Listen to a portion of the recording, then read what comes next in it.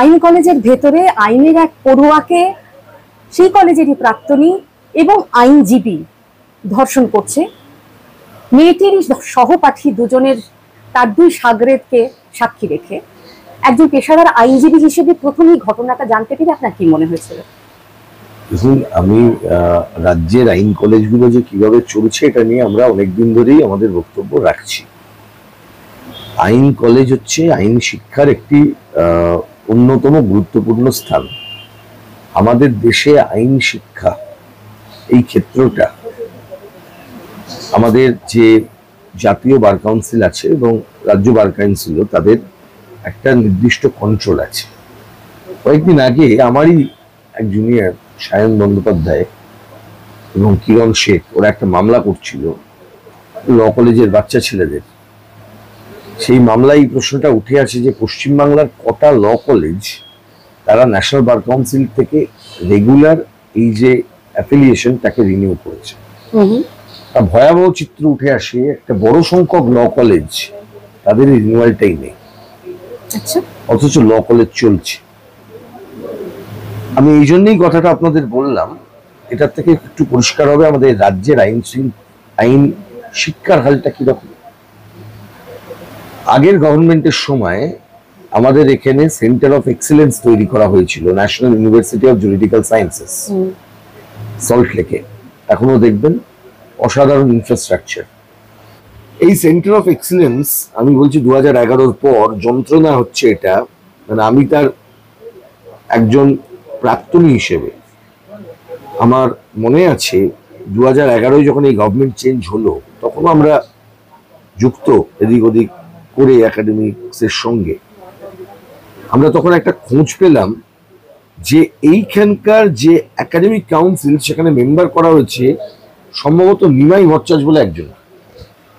এখন তিনি কে? সবার প্রশ্ন হলো নিমাই বাবু কে? কেউ খবর দিলেন নিমাই বাবু জ্যোতিষবিদ্যার চর্চা করেন, জ্যোতিষ শাস্ত্রের চর্চা করেন, আইনের সঙ্গে তার কোনো সম্পর্ক নেই।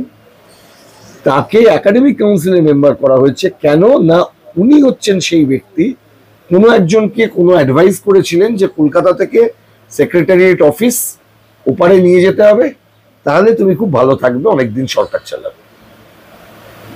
মানে এটা ছিল সেই সময়কার ফাউন্ডেশন, এটা শুনেছিলাম। এরপরে আমরা দেখেছি এনইউজেএস এর উপর সরাসরি সরকারের কন্ট্রোল।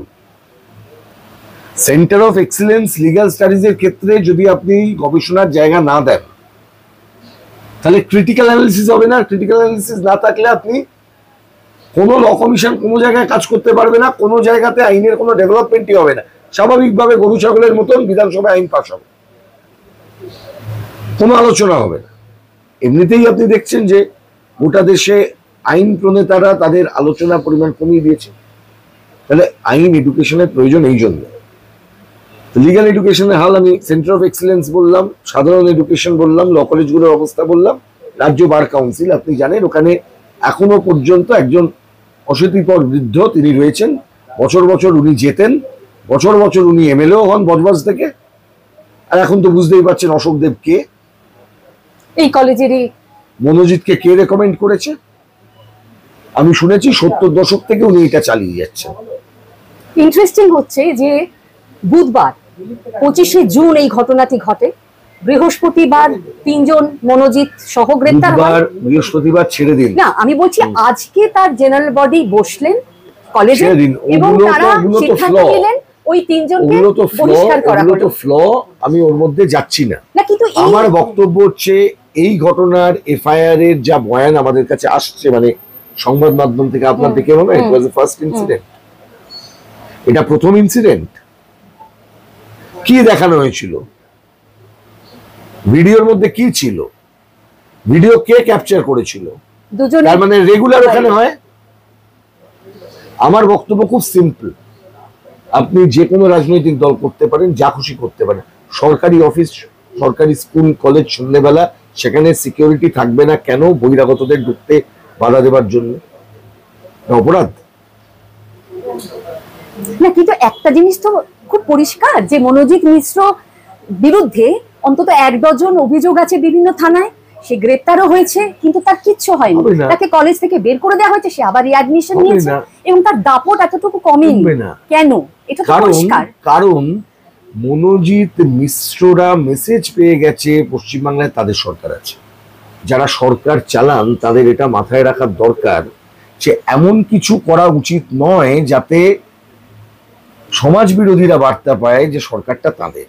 প্রথমত যেদিন চিফ মিনিস্টার এবং পুলিশ মন্ত্রী 2012 সালে জগদ্ধাত্রী পুজোর পরের দিন থানায় গিয়ে ভবানীপুর থানা থেকে গিয়ে আসামি ছাড়িয়ে আনলেন, সেদিনই এই বার্তাটা চলে গেছিল যে পুলিশ ক্যানট অ্যাক্ট ইন্ডিপেন্ডেন্টলি।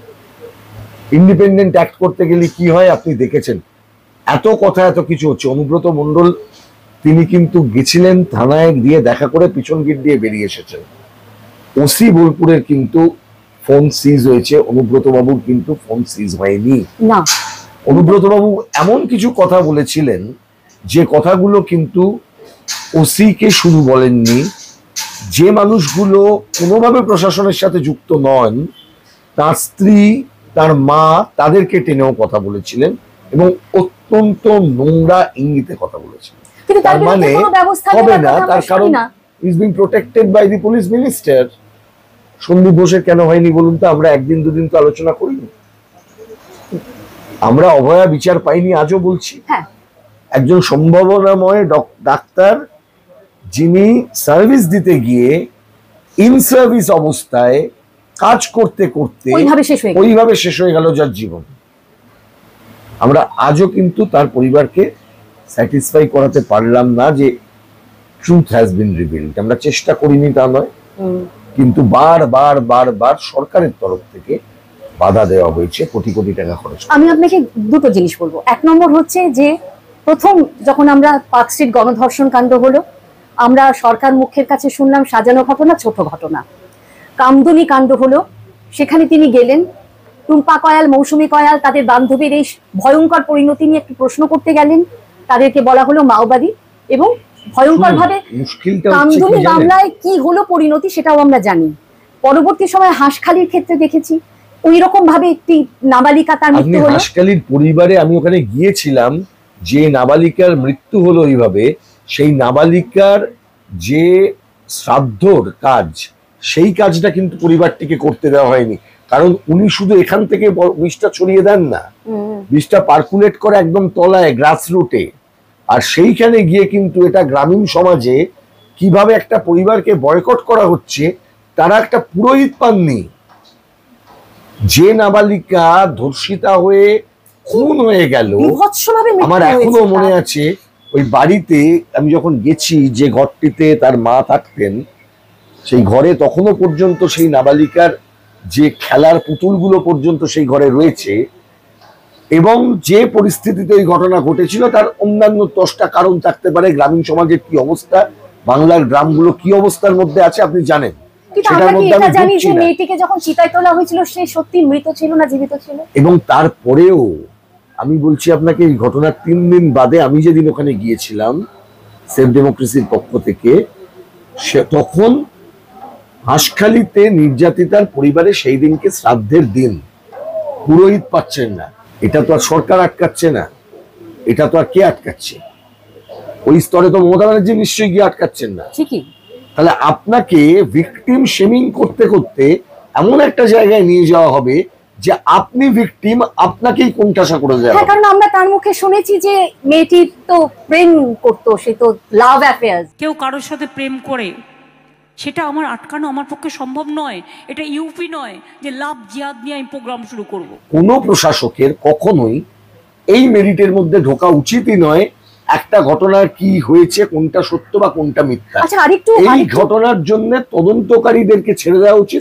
আদালতের উপর দেখেছি আমরা। কাটোয়ার ক্ষেত্রে ভাবুন আপনি, ট্রেন থেকে নামিয়ে যে ধর্ষণ করা হয়েছিল, তখন কিন্তু এই সরকার মুখ্যই তখন অপরাজিত ছিলেন আমাদের রাজ্যের পুলিশের প্রধান। পাশে দাঁড় করিয়ে রেপ হয়েছে, উনি মাথা নেড়ে বলেছেন না হয়নি। দীপঙ্কর আছে এখানে, আমি স্বামী হচ্ছে সিপিএম এর, তিনি মারা গেছেন, সিপিএম এর লোক। এইভাবে ঘটনাগুলো কিভাবে, আর তৃণমূল কংগ্রেসের যারা সমর্থক তাদের মধ্যে যে ঘটনাগুলি ঘটেছে, সেই ঘটনার যদি তালিকা আপনি দিতে চান, তার অর্ধেকের বেশি মানুষের কাছে আসছে না, চেপে দেওয়া হচ্ছে। লাইন দিয়ে ঘটনা আমি আপনাকে বলতে পারি। আজকে কি অবস্থার মধ্যে আমাদের সরকারি দপ্তরগুলো চলে, আপনি আজকে বিশাখা গাইডলাইন্স আমাদের 1997 সালে সুপ্রিম কোর্ট লে ডাউন করেছেন। Sexual harassment at work place কিভাবে এ হবে, 2013-14 পর সেই আইন তৈরি হয়ে গেছে এখানে। তো আজও আমাদের সরকারি দপ্তরগুলো, বিশেষত আমি আপনাকে বলছি DLRO office, panchayat office, BDO office, school, college, কোথাও বেসরকারি সরকার পোষিত হ্যাঁ পাবেন না, প্রতিটা জায়গায় এই মনোজিতদের আপনি খুঁজে পাবেন। ঠিকই। পশ্চিমবাংলায় গত 13 বছর 14 বছর সময় ধরে কোনো নির্বাচন নেই, কলেজ ছাত্র সংসদের কোথাও ভোট হচ্ছে না। 17 পর থেকে তো নেই। কলেজে দেওয়া কোর্টের কাছে দেওয়া হলফনামায় রাজ্য সরকারের স্বীকারোক্তি রয়েছে আমরা ভোট করাতে পারিনি। তাহলে কে চালাচ্ছে ইউনিয়ন গুলো?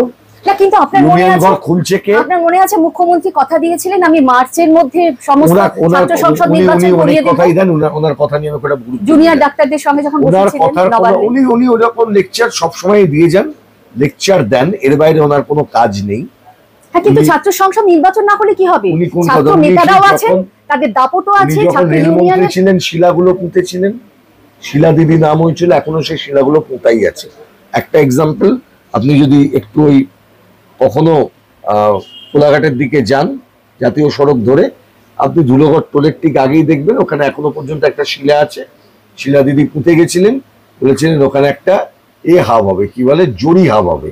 সেই জরি হাব তো ছেড়ে দিন, জরি শিল্পের সাথে যুক্ত শ্রমিকদের অবস্থা এখন কি অবস্থা, গোটা হাওড়াতে গেলেই আপনি বুঝতে পারবেন।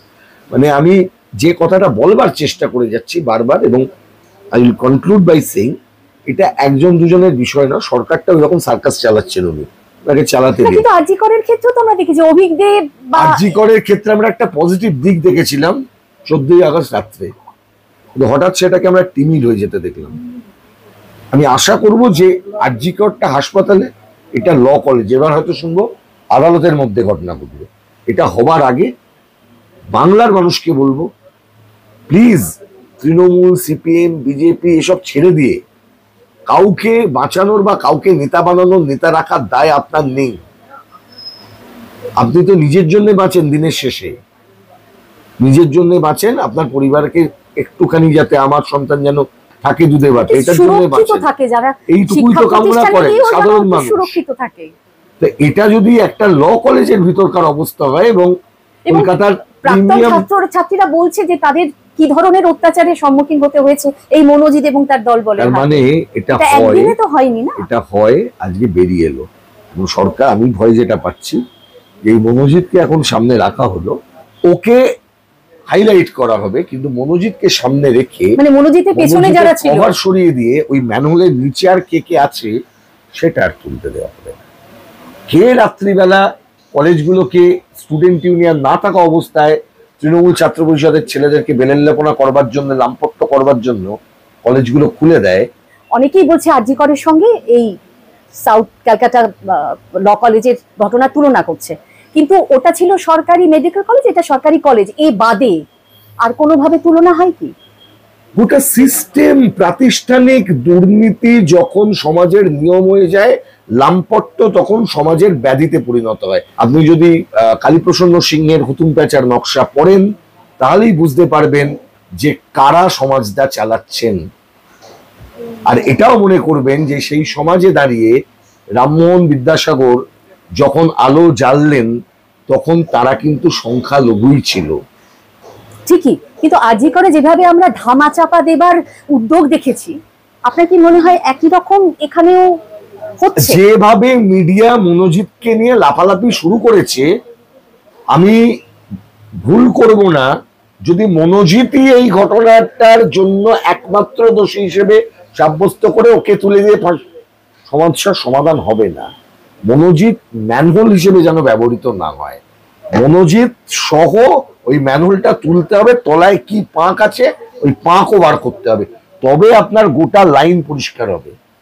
এই ধরনের খুব সেন্সিটিভ কেসে মিডিয়া, যে মেয়েটি নির্যাতিতা, তার ব্যক্তিগত পরিসরে ঢুকে পড়া কতটা ঢোকা উচিত? অন্যায় করছে তো, অন্যায় করছে।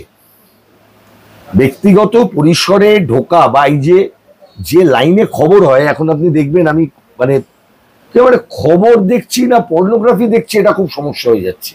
কিন্তু আমি খুব মার্জনা চেয়ে বলছি, আপনারই পেশায় আছেন, তিনি স্টুডিওতে বসে লাইভ যা বলেছেন, এই মেয়েটি তাকে কনফিডেন্সে নিয়ে, কারণ তিনি আবার এই মেয়েটিরই প্রতিনিধিত্ব করেন। আমি ওই বিষয়টা জানি, আমি দেখেছি, আমি এটা বলছি না, তবে আমি এটা মনে করি একজন আইনজীবীকে যদি ঘটনা ঘটার সময় কেউ যদি জানান এই ঘটনা ঘটেছে, তিনি আর আইনজীবী হিসেবে অ্যাক্ট করতে পারেন না, তার উচিত হচ্ছে মামলাতে সাক্ষী হিসেবে অ্যাক্ট করা। যদি জানাই, ধরুন আপনি আমার বন্ধু, আমি আপনাকে জানালাম যে আমার সঙ্গে এই ঘটেছে, আপনি প্রকাশ্যে সেটা বলে দিতে পারেন, আমি আপনাকে কনফিডেন্সে নিয়ে কিছু বলবো। তার কারণ হচ্ছে মেয়েটি যাতে আর বেশি বাড়াবাড়ি করো না। আমরাই আইন, আমরাই কানুন, আমাদের উকিল, আমরাই সরকার, আমরাই বিরোধী। বাড়াবাড়ি করো না, বিরোধীরা শূন্য। বিজেপিকে বাড়িয়ে দেখানো হয়, শুভেন্দু আর মমতা হাত ধরাধরি করে থাকে, আপনি আমি বিজেপি তৃণমূলের লড়াই দেখবো, শুভেন্দু মুখ্যমন্ত্রী হবে, মমতা মুখ্যমন্ত্রী হবে, আর মাঝখান থেকে দাঁড়িয়ে সিপিএম কংগ্রেস শূন্য, ওটাই বারবার করে বলবে। আর সেই সুযোগটা নিয়ে কেউ রাজা আর কেউ রানী হবে, সম্পদ মারবে, জনগণের টাকা লুটবে, দীর্ঘদিন ধরে ক্ষমতার অপব্যবহার করবে, আপনার আমার বাড়ির মেয়েরা রেপ্ট হবে, আপনার আমার বাড়ির ছেলেরা দাস হবে। ঠিকই, কিন্তু এইটার আরজি করের মতো পরিণতি এটা এই মামলার অন্তত হবে না, আশা করি হবে না। আর সেটা কে করতে পারে? সেটা মানুষ করতে পারে। ঠিক।